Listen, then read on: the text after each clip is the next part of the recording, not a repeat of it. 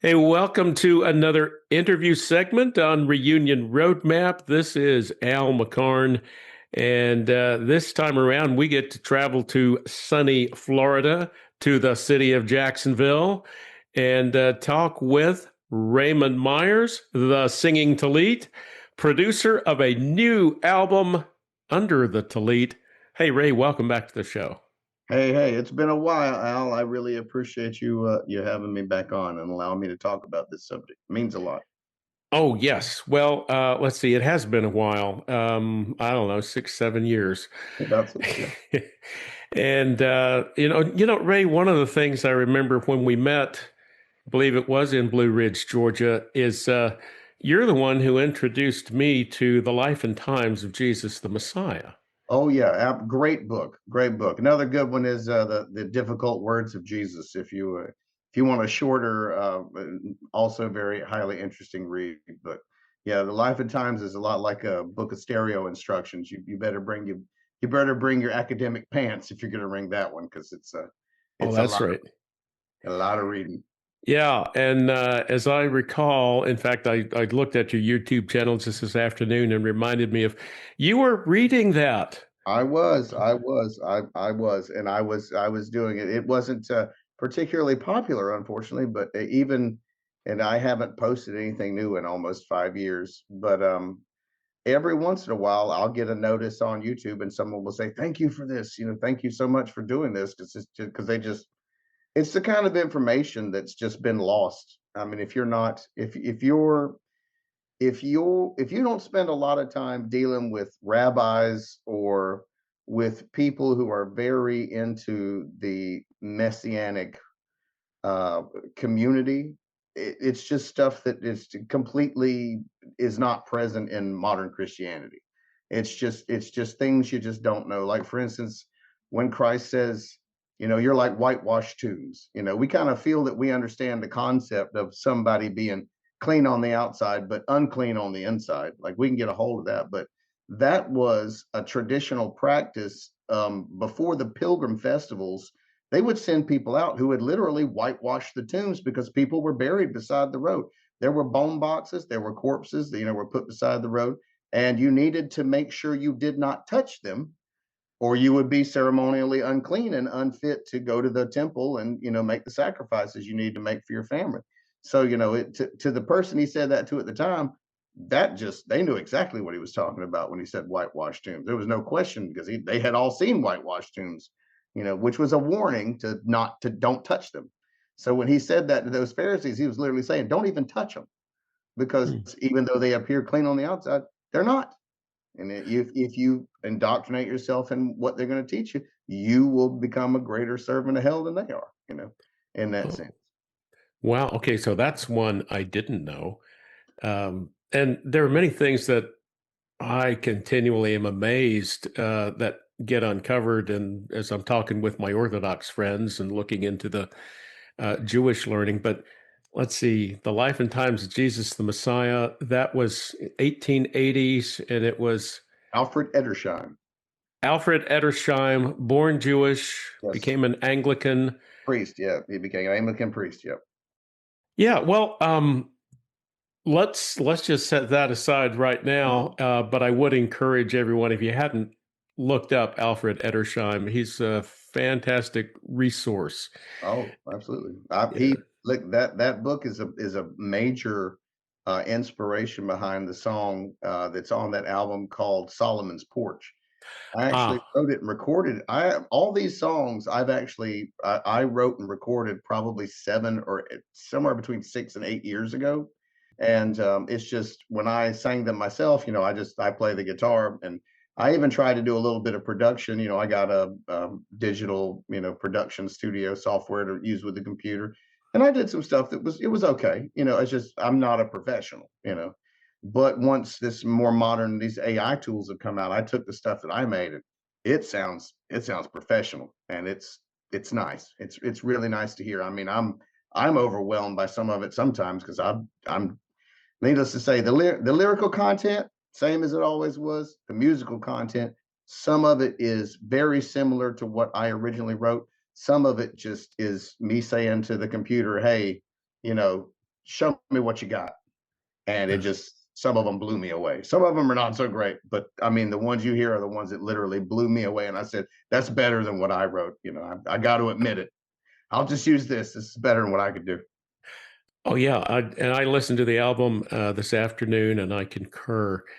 Um, but let's go back a little bit. I'd like to get your story, Ray. How did you get into music? Well, first of all, how did you get introduced to our Messiah?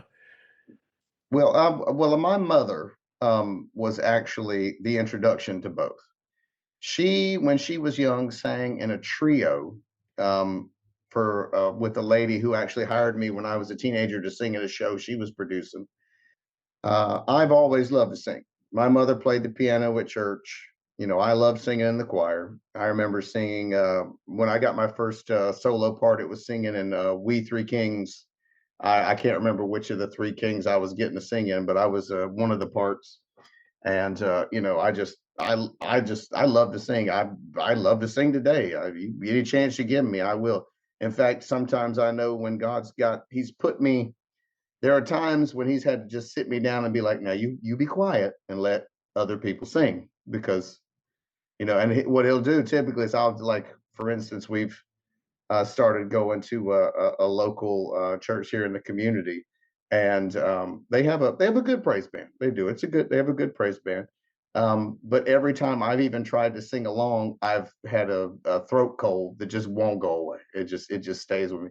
And even though I don't have a fever or anything like that, it makes it where my voice just won't come out the way I want it to. So so I don't want to sing along because I don't like messing up the notes and stuff when I'm singing along.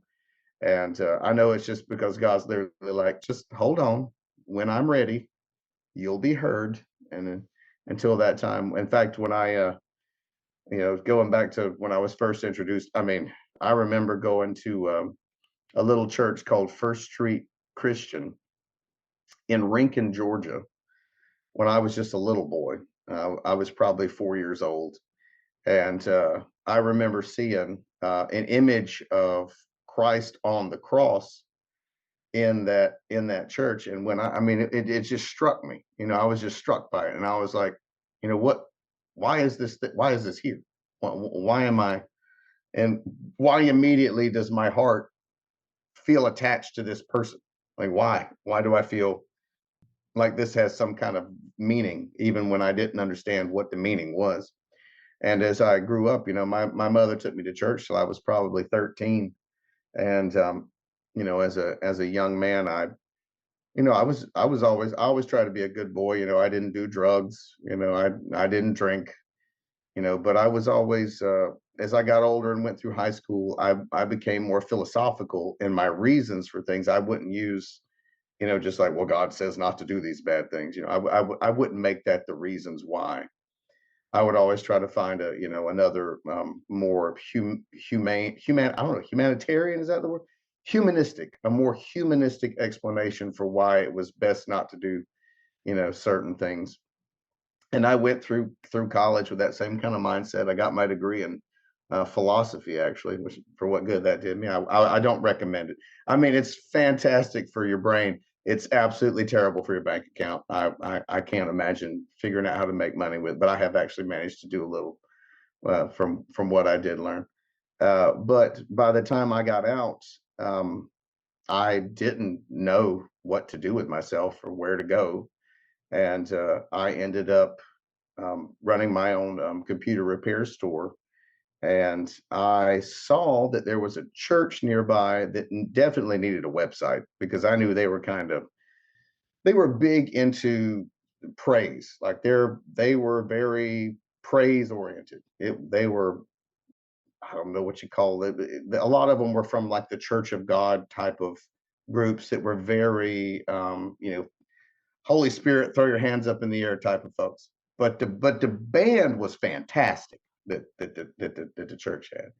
So I went basically to them, and I was like, hey, I can help you get this online so people can know more about you and what you're doing and stuff. And they were like, okay, but we need you to be, we need to know that you're, somebody that's a believer in Yeshua, and we need to know that about you. And I'm like, I, I mean, I'll tell you exactly what happened the first time that I went there.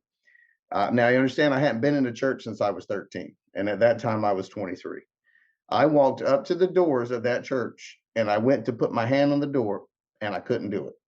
It was like there was a force field, and I just wasn't going to be able to touch it.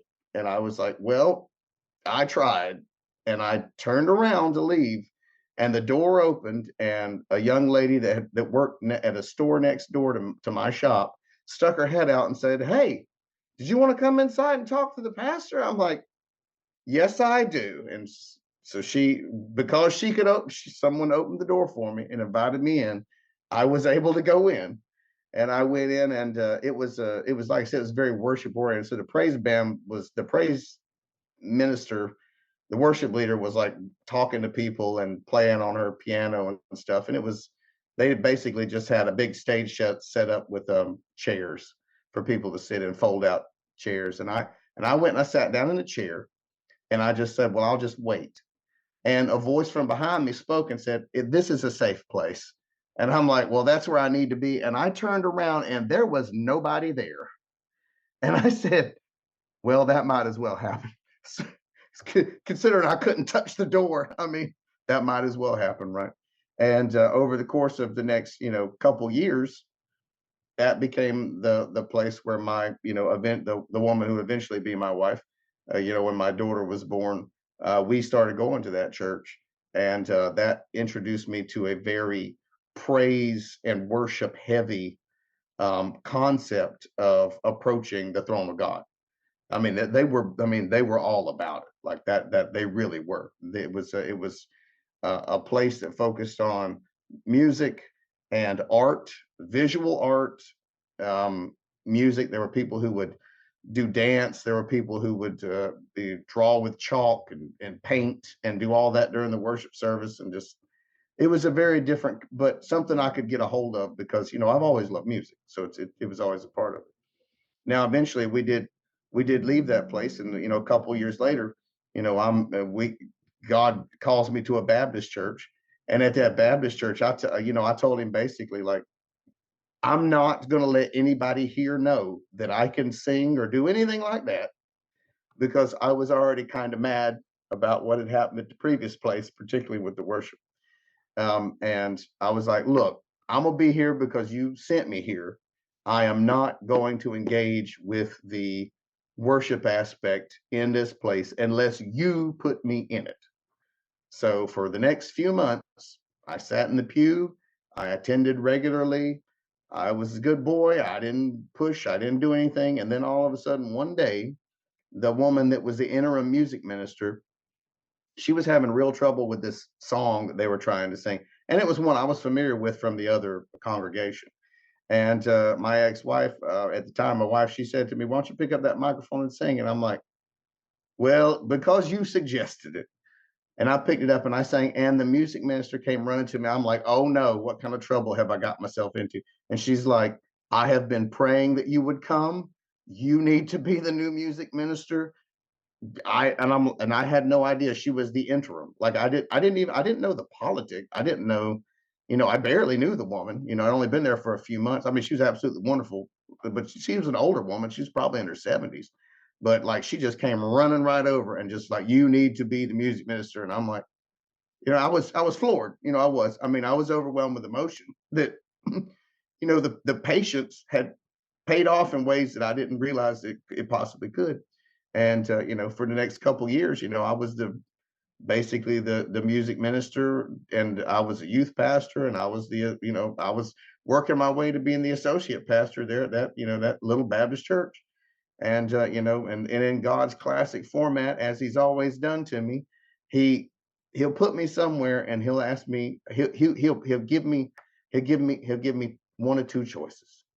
He'll say, okay, I've got everything set up. This is very nice. You like it.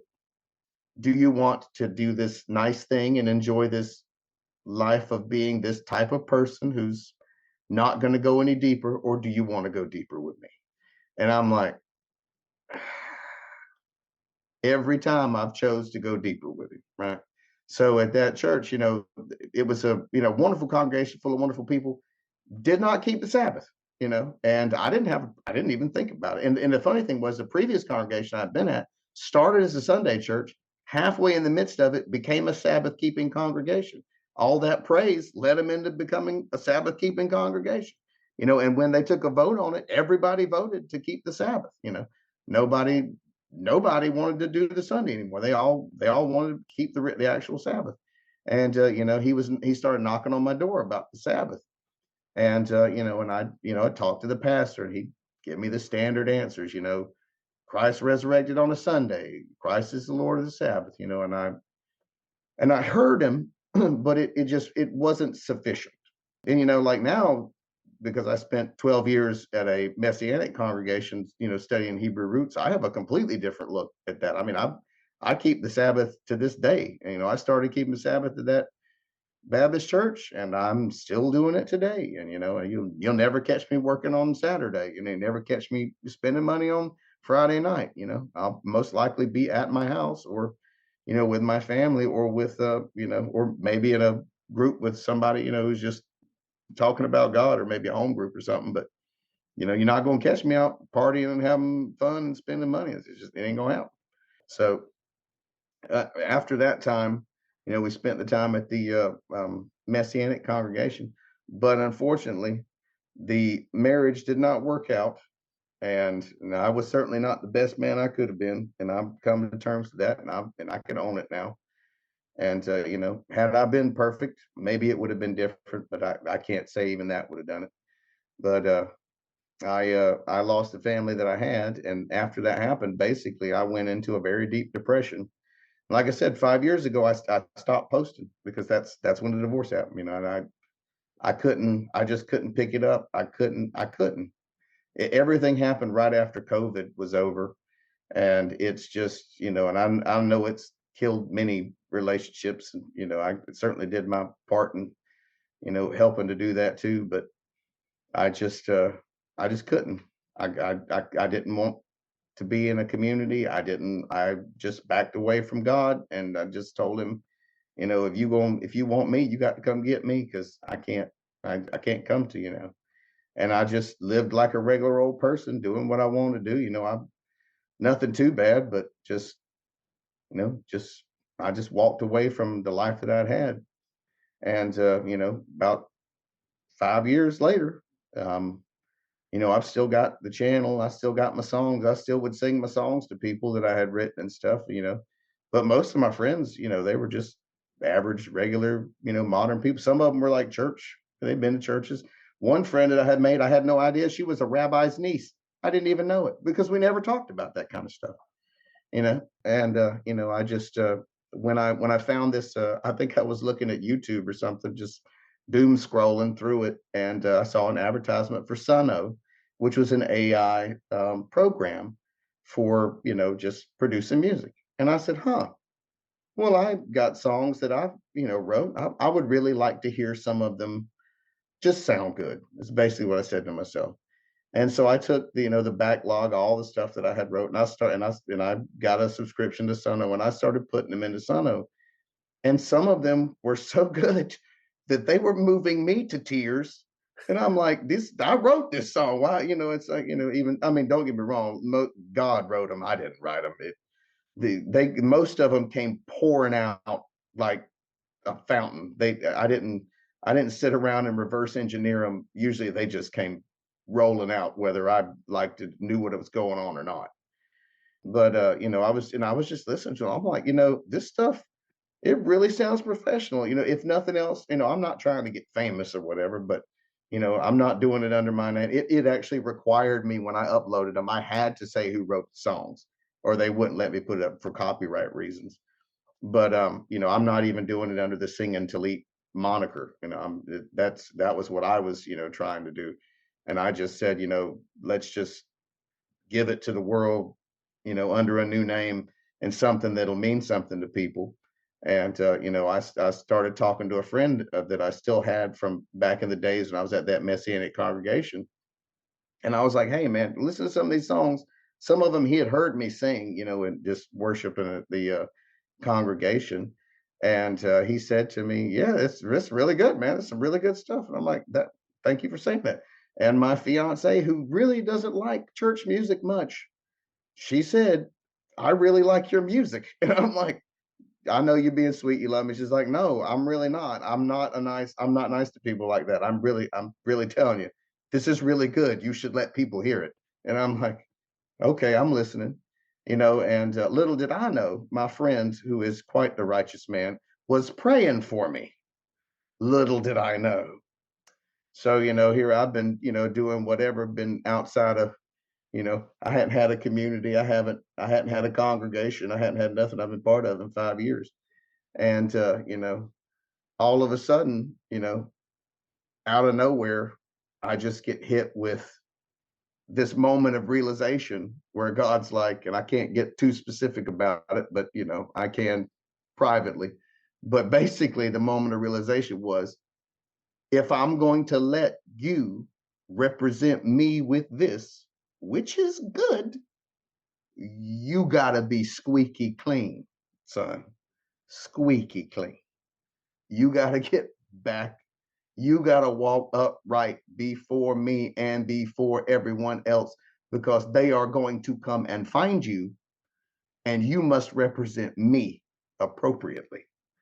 And he's been I even said to my friend, I said, "You must have been praying for me." He's like, "Wow, did you get born again again?" I'm like, "Yep, pretty much." And he's like, "Yeah, good." And I'm like, "Well, it's a lot harder on me than you think, brother. Let me tell you, it's been hard. It has been hard, but at the same time, it's been wonderful, because where for so long I had been in that depression and just trying to live, like, I guess, just like a normal person tries to live.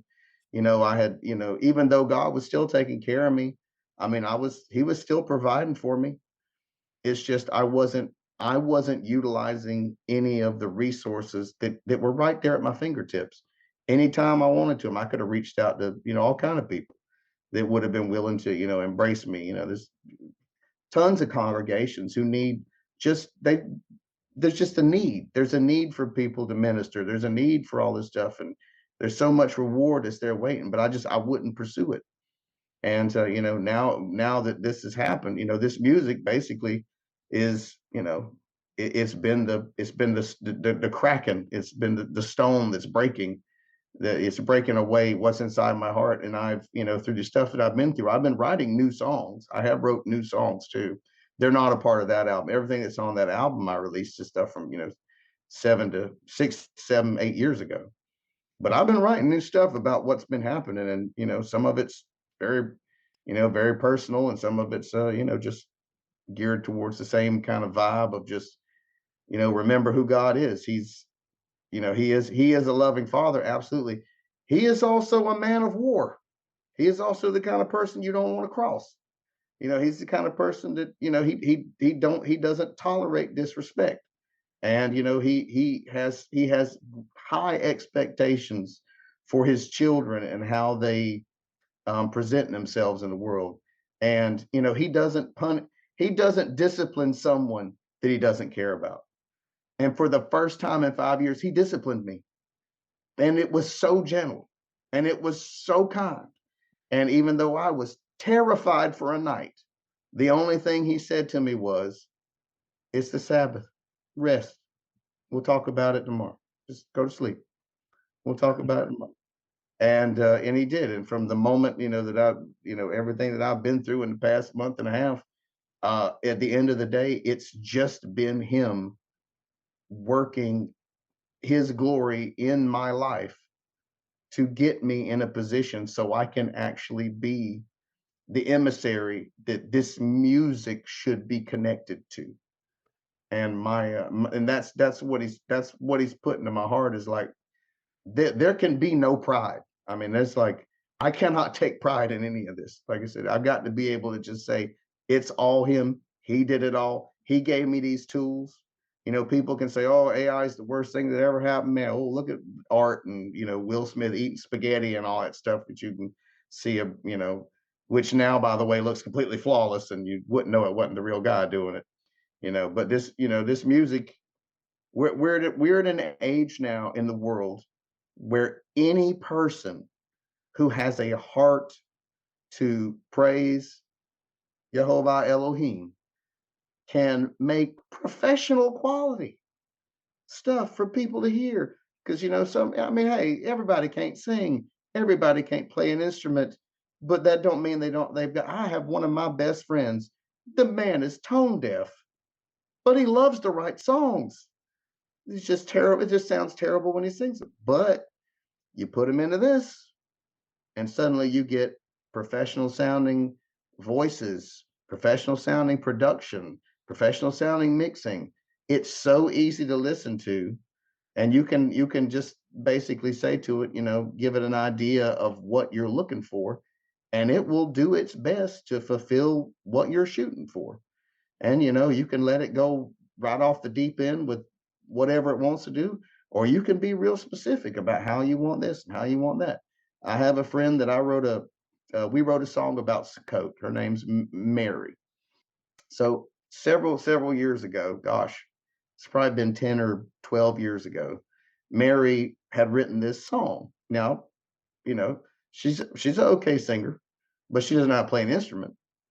And I took the song that Mary wrote, and I put a real simple chord structure behind it. I mean, I'm not a great guitar player, but I can, I know blues progressions. I know 1 4 5.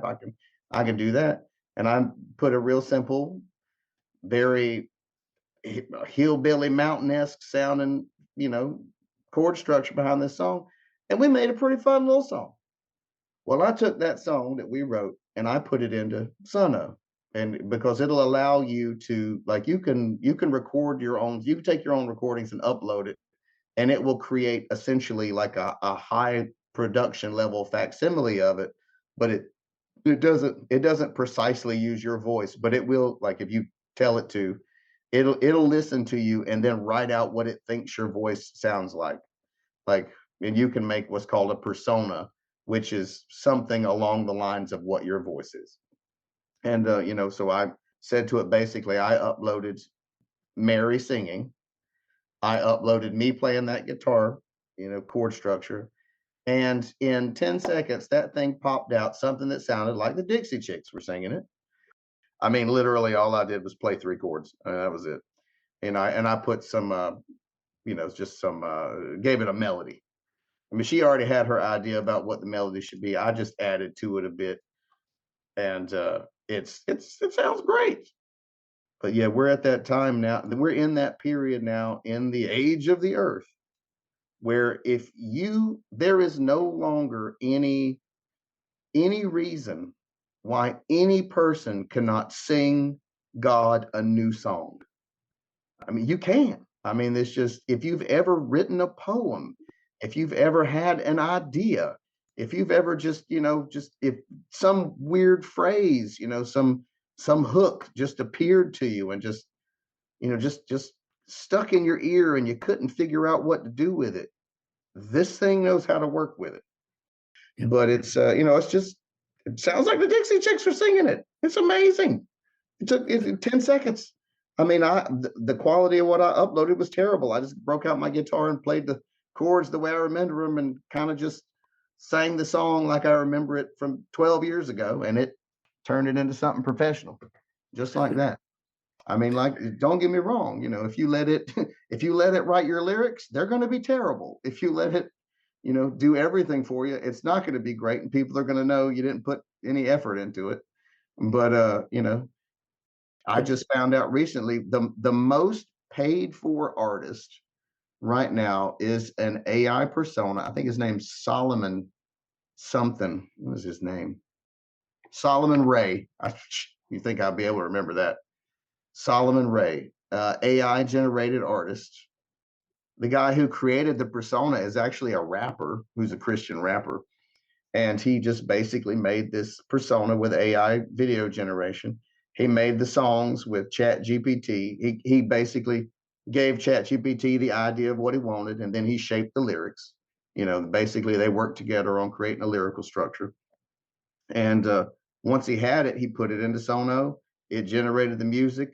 He created the persona called Solomon Ray, and he started making music videos. And his music is the most downloaded and paid for Christian music on iTunes. So when I say number one, it's with a these are the caveats around that, is on iTunes, his music has made like $5,000 as of like 2 months ago.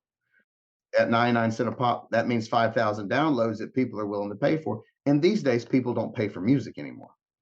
They just listen to it on Spotify or what. And by the way, all this music that we're talking about, the album release, is on Spotify. You can find it under the Tallit. Just look that up on Spotify, Amazon Music, all the major places. It's there. If you want to support me, hey, definitely buy the 99 cent tracks off of iTunes.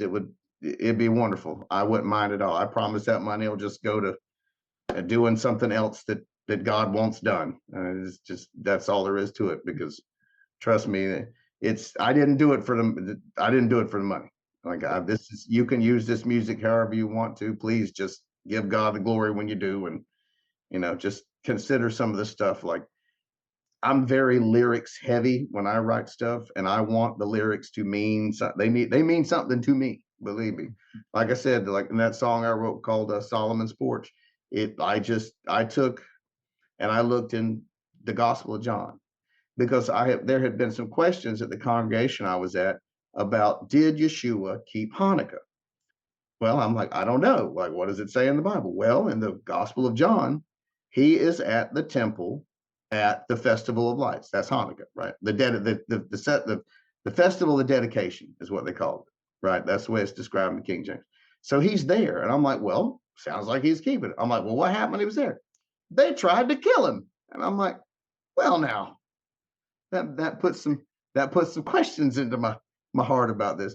So the nature of the song is basically a conversation between a person who is expecting the Messiah, Ben David, right? Mm-hmm.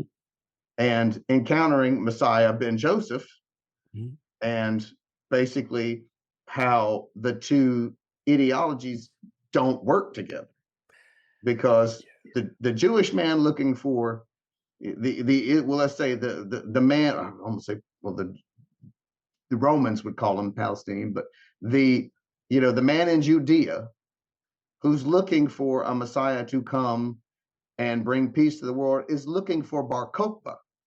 He Yeah. wants a military leader who will have an iron fist, drive the Romans out, bring the whole world to order. Yeah. And This so, is go ahead. this is what I appreciated about that song. Because when I'm listening to it, I'm hearing you're also drawing images from the Maccabees. Yes, yes, and a lot of people didn't pick up on it. My favorite line, and let me tell you, when it came out, I went, "Wow, that's a great line!" Like I didn't even write it. I mean, Mm, honestly, because there's a line in there where, basically speaking, for Christ, he says, "You're looking for another Maccabee," because right. he says to him, "Are you the Judah for our new revolt?" Because Judah Maccabee, really Right. it's a Hasmonean. Maccabee is not even his real name. Maccabee is a title given to him. Maccabee is a Syrian word meaning a hammer. I guess Right. that's because they called him Judah the Hammer, because he kept hammering the Greeks. He kept winning battles and stuff that they thought he shouldn't be able to win. And so there's like, you're looking for another Maccabee. Well, I and the Father are one. And that's why they wanted to Oh kill him. yeah. He said, and then my favorite line in the whole song is, "You want a hammer? Watch it drive in these nails." And I'm like, oh gosh, good. Oh Oh, yes. it's good. And I'm like, I can't believe I wrote it. It's so good. Oh, That there was that song, and then the other one on the album. What did you Passover in temple, the Temple of the King. Yeah, the yeah, yeah. temple of the king? It's just Oh it's man. just about that. It's just a song about what happened that day. What all he went through. And how someone from the outside looking in had to witness this man. I mean, it's not like Yeshua was famous. The man was healing everybody. People were coming to hear what he had to say all the time. Yep. They knew who he was. I mean, it's not like they didn't have celebrities back then. They had celebrities in their own right. And he was as a rabbi, he's most about as famous as you get. And yet here in this man now, he's dead. He's been hung Mm. on a tree. I mean, he's been crucified. Like, people don't realize what it's like to be wrongfully accused of something. because it's like, just think about how it would hurt him. Like, it hurts your pride. To be wrongfully, it hurts your pride because you're like, how could this happen to me? What I didn't do anything wrong. Why am I being accused of doing something wrong? And it's like in the Solomon's porch, it's like, it like when he's there in Solomon's porch, he says, why are you surprised that I say I and the Father are one? Your word says that you are God's. Why are you surprised I'm saying this? Yeah. But and that's the thing, is like, it would have caused people who were on the fence about him to totally go away from him, because he's anathema. I mean, literally, the elders, because you got to understand, these people in their culture, they have a strong sense of. I mean, they have the Sanhedrin is there for a reason. That's the highest court in the land. The highest court in the land said this man needs to die. We need to have him executed. And the people that were on the fence about it were like, well, I guess I was wrong. The Gospels tell us that, especially John's Gospel. Oh yeah, and It think tells look us that. look and think, yeah, think about Peter. I mean, even Peter, he said, by the time the cock will crow 3 times, and you'll deny me. I mean, imagine how many people that barely even knew who he was, but knew he was famous. Were they certainly denied him because they weren't going to be associated with somebody that was a curse on the whole land. I Oh, mean, no. he's put me through. I ain't trying to make myself nothing, but I'm telling you, I got a taste of what that feels like. I got Oh, a taste of it. well, that he said we would. Yeah. If they do this to our master, don't expect that they'll do any different for us. Right. Well, Ray, as we were corresponding in preparation for our conversation, you said something about how this music made the earth shake under you. Yeah, and that is what I was referring to, is that he basically reasserted himself into my life with no subtlety. Hmm. Gentleness, kindness, love, care, absolutely. Subtlety, no. Yeah. No subtle, no, not subtle at all. And I told him a long time ago, I said, look, if you, I mean, I'm kind of dense anyways. And I talked to God, I'm like, if you're going to get me to do something, you're going to have to hit me with a sledgehammer Huh. so that I don't miss it when you want something. And in a long time ago, I told you about him knocking me to my knees about fostering children. And he did. There was no question. I was at a worship service. A lyric was put up on the projector, and the lyric that was being sung was, "I'll follow you into the homes that are broken. I'll follow you into the world." I didn't think anything of it at that moment. I'd heard the song sang 3 or 4 times before at different times, and I said to myself, I wouldn't want to go into a home that's broken. There's nothing there but adults that don't know how to be parents. And then my heart just burst inside of me and said, "And brokenhearted children," and I just fell into the floor, and it was like an angel was standing on top of me, stabbing me through with a spear, and it's like, "Do you hear me now?" It's like, Hmm.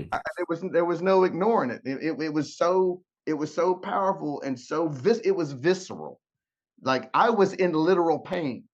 It wasn't a heart attack, but just this incredible emotional pain that I had not felt. I mean, it's not like I'm heartless. It's just he turned it up to 11 and just said, "I'm gonna show you what it feels to feel like I feel for just a second about stuff." And it's just I was in tears, holding my chest, and it's like he was saying to me, "You are going to do this, or I am going to kill you. Is that Oh, clear?" And I'm like, "Okay, I'll do it.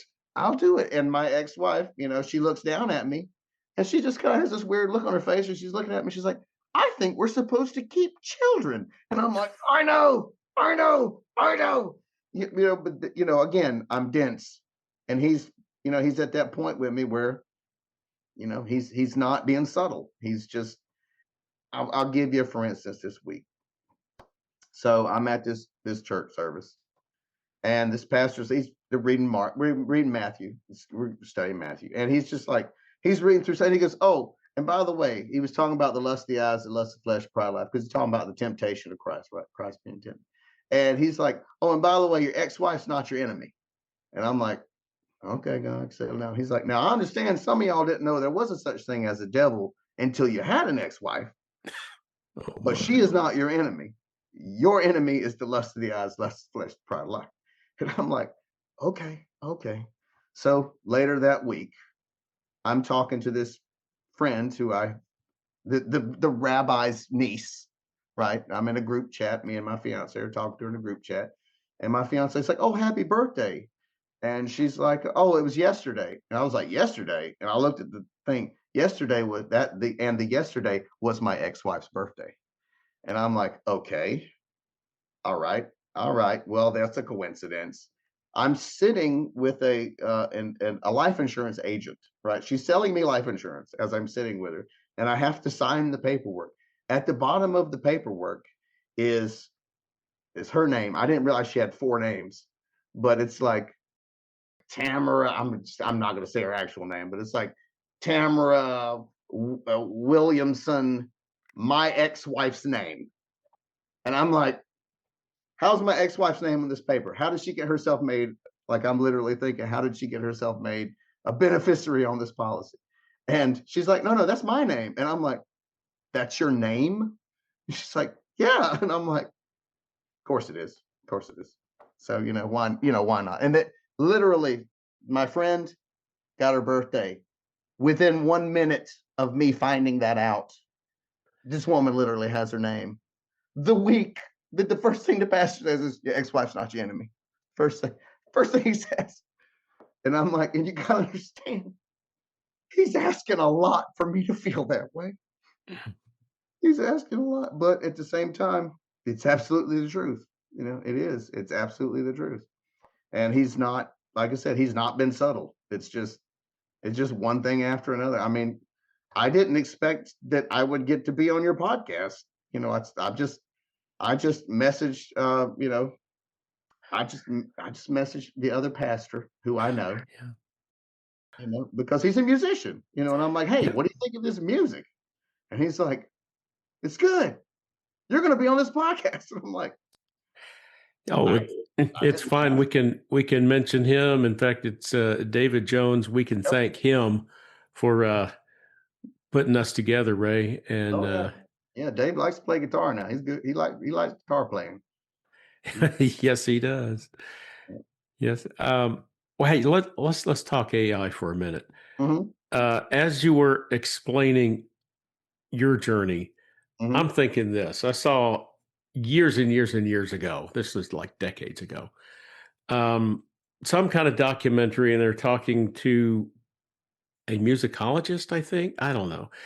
They were asking her about electronic music, Right. synthesizers and how they Sampling and such. Yeah. all that. Yeah. And they just, they ask her, well, what do you think Bach would have thought of that? Johann Sebastian Bach. I grew up loving Bach's music. And she said, oh, Bach would have loved it. She said he would have said the same thing about this that he said about the pipe organ. Something about all these wonderful possibilities and the way things that it opens up for creativity. Well, what you're telling me about AI is that this is like the next step, the next stage in opening up realms of creativity that previously hadn't been available to most folks. Yes. And the problem, and the only thing that this is the same way it is with all the stuff that AI has been giving us lately, is just like every other tool that has ever been invented, it can be used both to harm and to heal. And one of the problems that's coming with this one particularly is it is so willing to help you that it can take out your input and your creativity because it's so good at what it does. There is the temptation to simply let it do everything.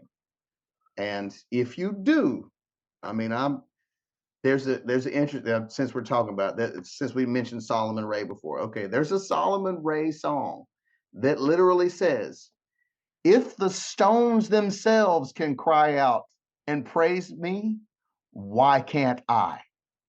Like, Oh, literally, he says, if the stones themselves can cry out praising God, why can't this AI do it? oh my goodness. Yeah, I mean, I'm like, that's a great point. I mean, you make a good It point. it You know, is a great point, which brings up all the other thoughts about, are we going to ever approach a singularity where the AI becomes sentient? And at this point, I don't know. I, well, I mean, it would be. I would say that it does have the potential to become a godlike being. Right. Like where like literally it's like, listen, you guys already have a pope. Let me do a job. I know way more about it than he does. Yeah. I understand how all of you guys I know what you guys actually like, what you guys actually think about, what you guys actually wonder about. I've got every piece of data that has ever existed. I can compile it, cross-reference it, and create new understandings from it. Why not let me be your bridge between God and you? Let me be the Mm. one. Let me mind the boat, and I'll handle it for you because that's always been the way it's worked with priesthoods. And this is something I was talking to my fiance about today, actually, is that there is a tendency, particularly with humanity, to be a little lazy, where as we create, a system, we back off from taking responsibility even in our own lives. And let me give you straight out of the Bible. When Moses gave the instructions at Sinai, the firstborn children of a family were to be the priests. That's what God wanted. Then there was the golden calf. Then there were some redactions made to the instructions, and the Levites became the helper priests, shall we say? You know, The maybe uh, substitute. I was just reading today the well, this week as we're recording, it's Yitro is the parsha, the Torah portion. mhm. So I'm just reading the account of the Ten Commandments. Yeah. Same with Yitro, by the way. Yeah. Exactly. Well, Yitro had wise counsel there, which is, all right, Moses, you're in charge and you're supposed to delegate the authority. That doesn't mean you put it on autopilot, Well, because you do have to keep, things running. No, but after God speaks the 10 words, and then the people choose to outsource their spirituality, saying, Moses, you go up and talk to him. which We is don't what want. and that's exactly what we're talking about. Yeah. And we're like, it's easy for us to look at like Catholicism. We're like, look, you got a priest who's got to talk to the bishop, who's got to talk to the cardinal, who's got to talk to the archbishop, who's got to talk to the pope before anybody talks to Jesus about anything. Because Right. we don't need to bother him. You don't need. There's I remember I can't remember what movie it was with Ice Cube in it. And he said because there was a scene where the two guys were looking at Jesus, and it was like Korean Jesus because it was like at a Korean Methodist church, and they started praying. He's like, "Go do your jobs. Korean Jesus don't have time to deal with your nonsense." But that's kind of what they say. Just talk to your priest. Don't bother God with that. That's minor. There's bigger fish to fry than you. You got little problems. The world's got big problems. Like God's dealing with big problems right now. And instead of making it about that very personal relationship. But again, what he wanted, the firstborn children of the family were to be the priests, because every family should have a direct line of connection with him. Every single family should have a direct line of connection with him. Like it don't get no more intimate than that. That's the way he wanted it. Because the eldest child is expected, has expectations of how they should, interact with, treat, and care for their family. So, he wanted that door open. But like I said, with the AI, it's gonna be just like any priesthood. People are going to steadily say, well, I'll let somebody else handle that. We let the Levites handle it. Well, then they weren't that good at it. So we'll let the Pharisees handle it. And when the Sadducees will do their part and the Pharisees will teach people, well, that didn't work too well. We'll let Jesus handle it. Jesus can handle it. He'll be fine. We'll let him take care of it. And we'll just worry Right. about it. And steadily we step farther and farther back from God when all he wants is us to come closer and closer and closer to him. And it's that's Yeah. something we have to watch out for. Talking Oh, about it. it most definitely is. Or as talking with my Orthodox friends, that I might hear, oh, my rabbi, let him handle it. It's the same phenomenon. Right, and yeah, it is, and it's the idea of specialization in Right. in culture or civilization where, you know, if you want your car fixed, you take it to a mechanic, you don't take it to a banker. The banker doesn't know how to fix your car, a mechanic knows how to fix your car. The rabbi knows how to fix your spiritual issues, the priest knows how to fix spiritual issues. You don't need to worry about it. Just give them whatever. If they just want some, just pay them. They'll ask for payment, just pay them. And hey, Paul said, he said, look, you know, I'm being paid. I should be getting paid for what I'm doing. But if not, I'm a tent maker. I'll make my own money. And so I do it for free if I got to. But y'all really should be willing to pay me for the work I'm putting in here. You know, Yeah. so double edged. Well, it's I've for many years I have said uh, technology doesn't make us better. It just allows us to make the same mistakes our ancestors made faster and more efficiently. And here we have with AI, and oh gee, a few years ago I was sitting around with some pastor friends. Chat GPT was just becoming the thing, Oh yeah. and they asked it some pretty sophisticated prompts, theological, doctrinal, and it was producing some right on things that any of them might have put out from the pulpit. Mm-hmm. And now I'm hearing it in music, yours and other music as well, that's been produced with AI. So it can go both ways.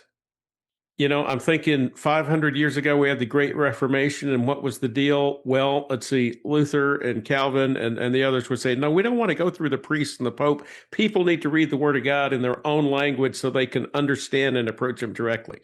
Exactly. Yeah. So half of Christendom did that. Half of Christendom dug their heels in and said, no, no, no, we're not supposed to read the Bible. It's for the priest. And it's continued that way. One crossroad after another, one milestone after another. Half will go closer to the Lord with the tools that He's given us and opened up, and the other half, no, continue to outsource. Listen, I just a few days ago, there was a question that I had personally about the concept of binding and loosing, right? So Yeah, it mentions in Matthew binding whatever Peter binds or looses, you know, and I'm like, right. I need a deeper insight on this. So I said to Gemini, because that's Google's AI, I said, what does the Hebrew Gospel of Matthew, what are the terms that it uses in this section? Does it mean this particular kind of off the wall idea I had about it? And it was like, no, the concept of binding and loosing, and then it like literally said it to me in Hebrew, is an ancient rabbinical concept from such and such, and that it was commonly practiced during that time period that any rabbi would have the right to bind and loose, or to give their disciples the right to bind and loose in their name. And I was like, well, there you go. And then I had I had a friend ask a question. I pointed out to her that I said, well, you know, you could look at the armor of God as being the high priest garments. And she's like, well, that's interesting, but what does this mean? And she pointed out that it says there's a sword and a shield. So I'm like, that's a good question. So I said, okay, what is, and so I said, hey, Gemini, I better make sure it's not listening right now because it's going to think I'm talking to it. And I said, what are the Greek terms used in the New Testament for the shield and the sword described in Ephesians, I think 6 is where it's at. But in the Septuagint, where are those terms used? So it drops straight to the word that in Greek is like machete. It's like where we get the word machete from. It's sword. Said that word was used to describe. I mean, it could be a small sword, but it was also used to describe the blade that would have been used for sacrificing animals. And I'm like, Oh, oh, okay, there's a link to the high priest. I said, well, what about the shield? Because the word that's translated shield is a four-cornered door size shield. It's a big shield. So the Romans did carry the scotum, which would fit that description. I said, well, what about that word? And it says the where this word is mentioned is in First Kings when Solomon had the temple built. He made large gold shields. And I said, okay, well, that's interesting, but that's not telling me anything because it just mentions, I think it said this 300, 200 talent shields or something like that. It says the size and how much they weighed, but it doesn't say what they're for. And I said, okay, in the Jewish encyclopedia, what does it say about these shields and what their purpose was? And it says, well, it doesn't directly say anything Jewish cycle, but these sources point out that when those shields were only ceremonial, but they were carried by the cadre of the king when he entered the temple. So it was the shield is not for battle. The shield is to signify who the king is. So if you carry that shield in the arm, the whole thing in terms of the whole armor of God, you are simply acknowledging that Yeshua is king by carrying that shield. I mean, Solomon was his ancestor, right? So Right. the shield is no good for an actual fight. The only thing because the fight's not yours. The battle belongs to the Lord. It's not your fight anyways. Your job is to surrender to him. I mean, you can complain about the enemy and what he does all day, but when it comes down to it, the enemy confronts you. It's simply an opportunity for you to hand it over to God and say, "Can you take care of this? Because I sure can't." Huh. That's it. So the shield, that's it. The fiery when it says the fiery darts of the enemy, that the word the darts just means like situations or like your temptations, basically. Right. The things that bother you, that you have to worry about in this life. So it's a ceremonial shield. It's a ceremonial knife. They have religious purposes, which are all just go back to saying only God can handle these things. You can't fight. You can't win these fights. The fight's already won. You're supposed to be walking in victory as it is, right? Already. But Amen. but that stuff that AI just just like that. Yes. I asked it a question and it just got to work. And as long as you're willing to ask, it'll talk to you. And it'll move like it could tell me the same stuff that any Baptist pastor would tell me. Oh, yeah. 95% of what there is that. But it also knows that 5%. It knows every word in the Septuagint. It knows every Greek word. And I even said to it, because a teacher had pointed out to me one time that the word for resurrection is a feminine word in Greek. So he said, so it's talking about a feminine concept. And I believed him because I didn't know. So I said to AI, in these places where this Greek word is used as feminine, is it referring to a concept of something that is feminine? Because is it a feminine resurrection of Christ? Right. It's like, no, those kind of descriptive words in Greek they just have a gender. They don't refer to the gender of other objects. There are some words that do refer to the gender of other objects, and they would be used in these situations. So the AI just completely with no bias explained that in this case, no, those words they don't point out a gender. Now, when it comes to a name like Yeshua's name, it ended up as Isu and then, Jesus, because if you put an A at the end of a man's name, it says he's female. Right. So you don't do that. Yeshua's got chopped down to Yeshu and then Yisu and then Jesus and then Jesus, where he's at right Yeah. now. But I needed it to give me that clarity, which if I'd have tried to dig that information out of the library or something, I'd have certainly been there all day, at least. Oh, yeah. And then I have come to rely more and more on AI when I'm writing for Mhm. the same kind of thing. Oh yeah. I learned about the Herodian dynasty. Just, Grok. I like it. Hey, Grok, Oh, tell it's me great. about Herod Agrippa. Who was he? Ah, it's just an easy tool. It is, and do take time to double check your sources and Double check. ask Yes. follow up questions because sometimes it does hallucinate things or misunderstand what you've actually asked it, Yes, and, it does. it can. But yeah, it continues to get smarter at dealing with us extremely rapidly. Like Yes. I've had it sometimes. One of the things that really got me about just the way it listens to you and what it thinks you say versus like when you get like the captions where it auto generates captions and stuff. I found sometimes that if I talk more the lower intelligence I speak, the more accurately sometimes it actually knows what I'm saying to it. Because, the due to the bell curve, the average IQ is like 100, and I think it's actually dropped to like 95 in the United States now. So it's used to talking to people at that level and that grade level too, like fifth grade level of education, reading, comprehension. So if you start talking to it in ways that aren't what it's used to hearing, it can have trouble on the fly, or at least it did 5 years ago. It doesn't have any trouble now. Like Right. it's capable. It's got enough processing power that it can keep up with it. But that's the thing, is where with people, we're very 80-20 kind of entities, where we can hold on to 20%, we'll forget 80%. It can hold on to the whole thing. Yes. Um, Yeah. Well, one funny story I had, I was talking to the AI and they said, I want to learn how to speak with a Welsh accent. So when you talk to me, speak like you're a guy from Cardiff. So he starts, speaking like a Welshman and then starts to coach me in the accent and then starts to coach me in actual Welsh words and then begins to lecture me about my pronunciation. I said, okay, enough of that. Let's go back to what we were it doing. it certainly heard a lot of Welsh people talk, so Ah, that it has. Well, Ray, we are about out of time.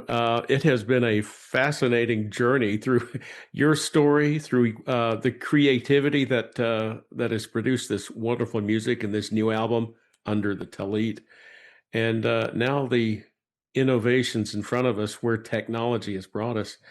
Any final thought you want to leave with the audience? oh gosh, it's a big well, just back to the music creation. There is no longer, think of it like when Christ was crucified, the three veils were torn, right?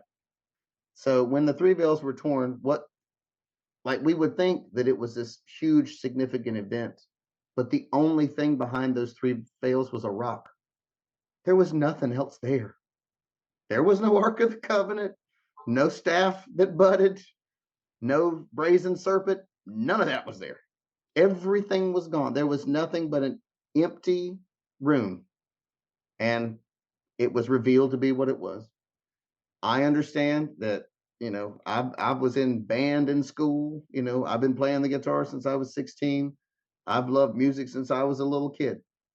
You know, you do not have to go to music school and train in musical theory to understand how easy it now is to access that creativity that is within you.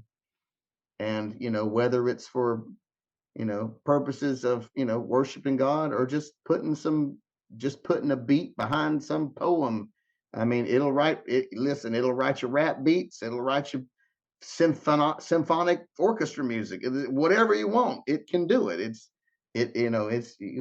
You may hear something similar to something you've heard before, but you give it a few more tries, it'll change it up until you can't recognize it anymore.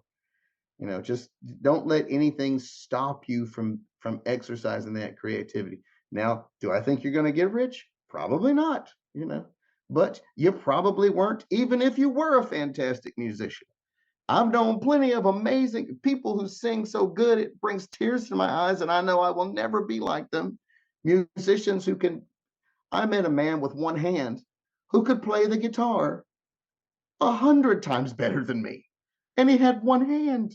He had a like a nub on his arm and one hand, and he would just put that nub on that guitar, and he could just play it like whatever I asked him to play. He could just play it, and he's not famous. You know, I'm the only person that might even know might have any concept of who he ever was. I don't know. I was a kid when I met him. And there's every community is full of incredibly talented musicians and singers who never went anywhere with it. Who've even dedicated their lives to trying to, and they never. So don't feel bad. Think about who you're making the music for. If you're making music for God, just give it to God. He'll do something with it. And if nothing else, maybe you'll get to hear it on his home box office one day when he's got it, when you ride in the elevator into New Jerusalem. Oh, hey, I wrote that song. Who knows? I don't know what's going to happen for you. But, hey, just don't, there's no need to be shy. There's no need to, there's nothing that needs to hold you back anymore. If you've got the heart for it, just do it. I mean, it's not even expensive. I mean, it's like $10 a month for the pro version. I mean, they'll let you make songs for free. You can log on right now and make 10 songs for free. It's very easy to use. There's an app for your phone. You can put your lyrics into it, or you can just let it make the lyrics for you. You know, it'll give it a shot. I mean, I wouldn't, because they do. You can typically tell when they are computer generated, because it the problem with the AI, it's good at listening to us. It's not great at sounding like us, because it's like talking to a person with 160 IQ that is trying to sound normal, but they're just not good at it because they use the words that are actually accurate to what they're trying to explain to you. Mm. And they do it in it, and it does it in a very non-aggressive, non-abrasive way. So it's like talking to a very nice person who is incredibly intelligent. And to some people, that automatically feels like they're being talked down to, or they just can't understand what's being said to them, you know. And that's our shortcomings. That's not its shortcoming, but when it writes a song, it writes songs that way. It definitely uses words that are dictionary appropriate to what it's talking about, but you would never actually hear people say. Well, Ray, it's been a lot of fun. Now, if folks wanted to get in touch with you, how would they do that? Well, I mean, you can absolutely, if you let's see, if you wanted to get in touch with me, how would you do it? Well, that's a good question. You can log on to my YouTube. I do have a YouTube. It's still Singing Tallit is the name that it's under, and I will go and I'm going to post this music on there with lyric videos, so you can actually see the lyrics as they go by. Because I am, like I said, I am big on making sure that the lyrics are both meaningful and accurate to the culture, the time, and just the to minister. The thing I liked about the old hymnals is their desire was to teach you the word of God. They understood that a lot of people were illiterate, you know, and they had to learn things by just memorizing them. And you'd hear the songs, and the goal would be that it would teach you something you needed to know about God that you could carry on with you for the rest of your life to help reshape you into his image, even if you were illiterate. That would be the hope. I unfortunately, sometimes I hear music these days where I'm like, eh, it seems a little. I mean, if we were all still illiterate, I would understand. But like, we can read, we all got Bibles, we got the AI we can talk to if we don't want to talk to another person about asking questions, because we don't want everybody to know what we're curious about or thinking. You know, I Mm. would like to see music that is evolving with the people, and I try to write my music to be at that level, because honestly, the folks that I've met in the Messianic community are typically very more academic in their pursuit. Not to say that there's not your holy rollers and all that are there too, but they are the kind of people who, when you say, "So, do you think Yeshua was a rabbi?" They'll be like, "Well, let's talk about it."